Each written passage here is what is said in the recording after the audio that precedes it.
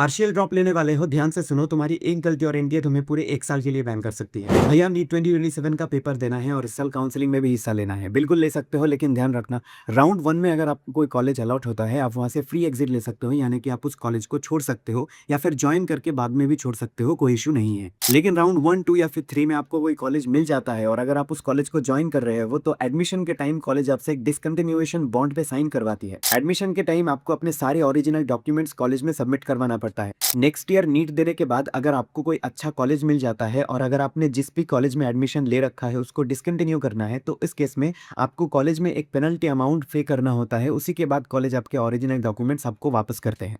ये amount government colleges के लिए अप्रोक्सीमेटली 5 लाख तक का हो सकता है। लेकिन अगर आपने किसी प्राइवेट कॉलेज में एडमिशन ले रखा है, तो उस केस में आपके टोटल कोर्स ड्यूरेशन का टोटल फी आपको पे करना पड़ सकता है। और सबसे इंपॉर्टेंट बात, अगर आपको स्ट्रे वैकेंसी राउंड में कोई कॉलेज अलॉट होता है, तो उस केस में अगर आप कॉलेज को छोड़ रहे हो या फिर कॉलेज को ज्वाइन करके बाद में छोड़ने के बारे में सोच रहे हो, तो इन दोनों केस में ही एनटीए आपके ऊपर पूरे 1 साल का बैन लगा देगी। आप नेक्स्ट ईयर नीट का एग्जाम भी नहीं दे पाओगे। तो अगर आप काउंसलिंग में हिस्सा लेने जा रहे हो और अगर आपको ड्रॉप भी लेना है, तो इन बातों का ध्यान रखना, वरना आपका 1 साल बर्बाद हो सकता है।